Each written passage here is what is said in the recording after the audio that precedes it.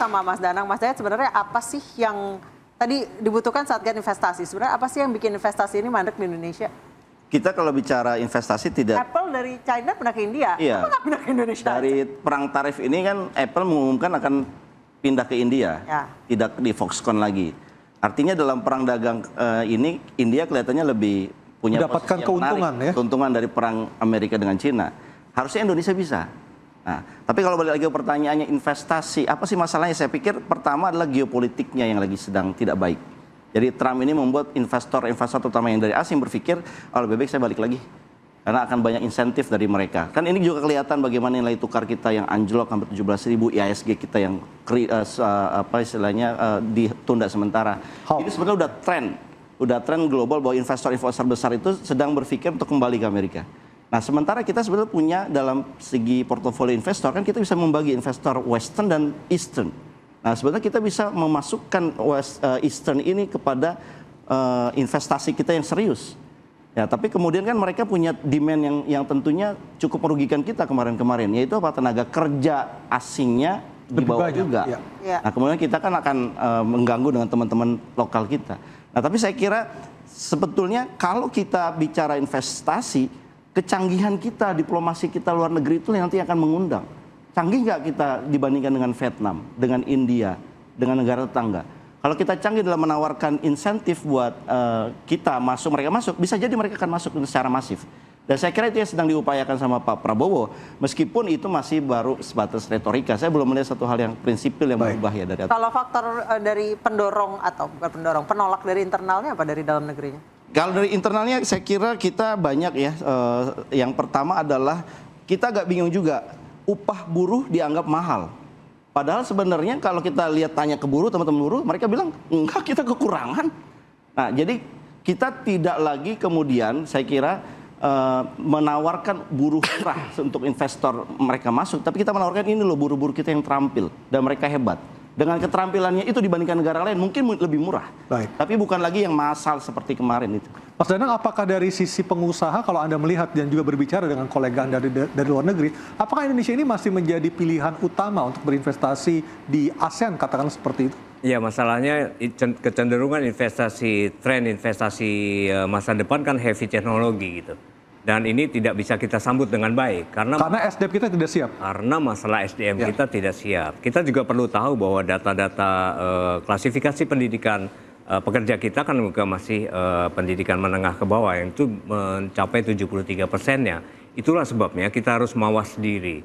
Mengapa industri-industri besar seperti heavy teknologi ya yang tadi Mas Dana sebutkan itu tidak masuk ke Indonesia karena ketercukupan tenaga kerja kita terampil dan terdidik yang memiliki kualitas seperti itu tidak ada. Maka orientasi negara mesti bergeser dulu lah karena dunia pendidikan kita tidak bisa memformat manusia terdidik yang siap kerja. Maka yang ada sekarang saat ini yang usia menengah ke bawah itu pendidikan menengah ke bawah itu ditampung dulu di padat karya. Padat karya harus dilindungi supaya bisa menyerap tenaga kerja yang berpendidikan tidak relatif tinggi. Bergeser untuk menjadi negara industri yang saat ini Indonesia masih ya negara agraris menuju negara industri kan membutuhkan sebuah masa transisi. Dan transisi ini bisa dipenuhi oleh industri sektor apa? Sektor padat karya yang bisa mengatasi hal itu. Karena serapan tenaga kerja non berpendidikan tinggi itu bisa diserap di situ. Nah, masalahnya roadmap menuju ke negara industri ini selalu terpotong setiap tahun, Mas. Betul nggak?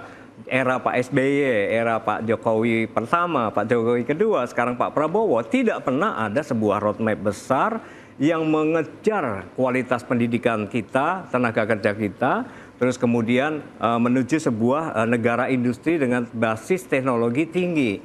Sampai sekarang pun lulusan tenaga kerja kita, pendidikannya masih di bawah 70% di bawah SMK ke bawah gitu. Nah, ini tantangan kita. Kita terus-menerus menyalahkan karena orientasinya masalah kesejahteraan. Kesejahteraan itu akan terpenuhi dengan sendirinya kalau investasi besar.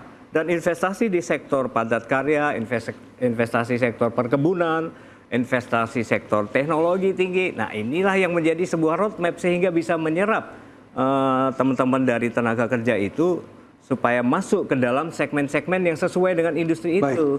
Ini problem besar kita, Mas. Saya harus memasukkan hal ini. Ketika roadmap pendidikan nasional kita berubah setiap periode kabinet, ini bencana terus-menerus. Karena kualitas tenaga kerja kita terus-menerus akan seperti saat ini. Artinya apa? Yang harus kita benahi dahulu adalah pendidikan kita. Plus membuka investasi seluas-luasnya di sektor yang tidak membutuhkan tenaga kerja berpendidikan tinggi. Oke. Kang Ujang silakan langsung tanggapi. Ya, Pak Presiden punya program yang menurut saya dari hulu ke hilir.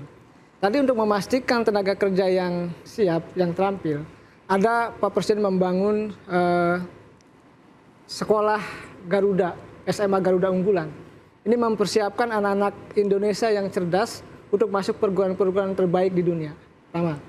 Yang kedua ada sekolah rakyat untuk memutus mata rantai dari kemiskinan-kemiskinan yang ada di seluruh Indonesia. Ini akan di launching 53 sekolah dan itu berasrama dari SD sampai SMA.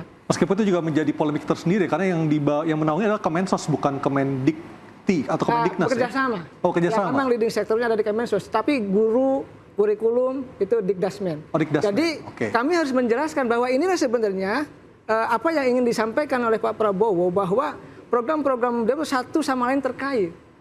Ada pendidikan yang kita siapkan untuk memastikan anak-anak bangsa ya yang miskin derajatnya terangkat. Itu kemiskinan ekstrim itu insya Allah ya dalam berapa tahun saya meyakini karena saya sendiri dosen gitu ya, paham persis. Dulu saya dalam keadaan miskin, sulit untuk bisa sekolah dan hanya dengan keyakinan. Nah ini dengan program ini agar apa? Agar anak-anak bangsa ini punya hak untuk bisa mendapatkan pendidikan yang layak diasramakan dan tadi menghasilkan manusia-manusia unggul. Ini kita ciptakan dari awal, pondasinya kita bangun. Kesehatannya ada cek kesehatan gratis. Lalu makannya ada makan bergizi gratis. Nah ini kan kita selalu evaluasi setiap saat. Ada kekurangannya hal yang wajar. Tetapi yang kami lihat apa yang disampaikan oleh Bapak Presiden dengan program-program prioritasnya. Ini menjadi langkah awal untuk memastikan bahwa 5 tahun ke depan kita bangun pondasi tadi tenaga kerja yang unggul dalam sektor pendidikan yang diinginkan oleh Pak. Oke, Kang Ujang kan perang dagang lagi terjadi sekarang nih. Ya. Untuk solusi singkatnya apa dulu deh? Gitu. Terkait dengan apa?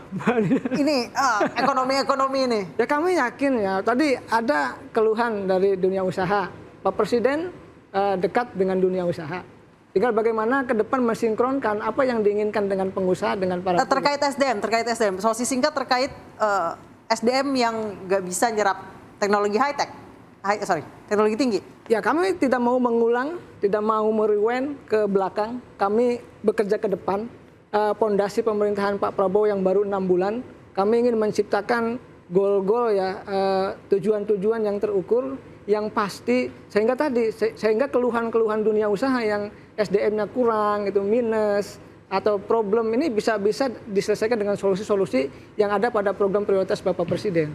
Begitu. Saya yakin karena tadi basic saya dosen, dulu menderita gitu ya orang miskin bisa berjuang apalagi disediakan oleh negara begitu. Insya Allah mudah-mudahan ini bisa menjadi solusi ke depan sehingga betul-betul negara hadir di tengah-tengah. Tapi Kang, ini saya sedikit mau menginterupsi karena dari dulu pemerintah selalu bilang akan ada kita bikin pendidikan. Apakah sektor usaha ditanya pendidikan apa yang dibutuhkan? Baru tenaga kerja seperti apa yang disiapkan. Sampai hari ini kita nggak tahu sektor unggulan Indonesia itu apa. Kita selalu bilang sektor unggulan kita sekarang nikel. Apakah nikel menghasilkan lebih besar dari sawit? Sawit itu tidak berpendidikan tapi skillful. Karena sarjana S1, S2, S3 nggak bisa dodos Pak. Gitu loh. Mereka skill, tidak berpendidikan. Pendidikan tidak tinggi tapi memiliki skill. Jadi kalau dibilang tenaga kerja Indonesia tidak skillful, saya tidak sepakat. Tapi apakah pemerintah tentukan dulu kan seharusnya ini sektor unggulan kita nih. Baru industri akan menyusul, tersedia lapangan pekerja buat kita. Pekerja mempersiapkan diri untuk industri itu. Sampai hari ini kita belum tahu apa sektor unggulan kita. Jadi bagaimana mungkin kita nyusun roadmap, nggak tahu tujuan ending goalnya di mana. Saya kasih contoh, tahun 80-90-an itu sektor unggulan kita garmen dan tekstil, betul Pak ya? Sekarang sampai dibuat institutnya, sekarang tutup. Ya. Garmen tekstilnya tutup nih. Kawan-kawan kita puluhan ribu menjadi yang tadi pengangguran. Saya tambahkan ya kalau boleh. Sebetulnya jawabannya pemerintah bisa nggak sih yang dibilang sama Pak Danang tadi bahwa SDM kita itu pendidikannya rendah itu langsung diserap. Yang padat karya yang dibilang Pak Danang itu kan TPT, tekstil, pekerjaan kaki atau pertanian misalkan. Nah kalau kita bicara industri TPT tekstil aja, Sritex bangkrut yang kita banggakan sejak Orde Baru. Kenapa dia bangkrut? Karena cost of fund dari pembiayaannya terlalu besar. Nah bisa nggak misalkan, oke, pemerintah menjamin bahwa dunia padat karya, industri padat karya tidak boleh ada yang bangkrut. Kalau ada masalah pembiayaan, negara yang akan top up pembiayaannya. Kenapa? Karena kita ini sudah terlama rezim suku bunga tinggi. Bisa nggak pemerintah meyakinkan perbankannya sendiri ataupun Bank Indonesia untuk menurunkan suku bunga supaya pengusaha-pengusaha Sritex seperti Sritex ini, TPT ini yang padat karya tidak punya kesulitan pendanaan sehingga mereka tidak PHK. Saya kira jawabannya itu. Kita kembali lagi mengedepankan TPT ini atau industri pertanian yang katanya mau dikembangkan tapi kita belum pernah punya industri makan minum yang kredibilitasnya tinggi. Kita bicara Unilever misalkan, Unilever punya asing. Produk kita pertanian katanya. Bisa nggak kita masukkan ke industri makan minuman yang lebih canggih sehingga kita mengekspor ke Singapura kacang kedelai dalam bentuk susunya. Itu kita belum pernah menjalankan dan belum cukup serius menjalankan itu. Padahal itu padat karya. Ya, ini juga akan menyambung soal rencana relaksasi TKDN. Itu juga berbahaya bagi dunia usaha dan juga dunia pekerja. Kita akan segera kembali sesaat lagi, tetaplah bersama kami di Interupsi.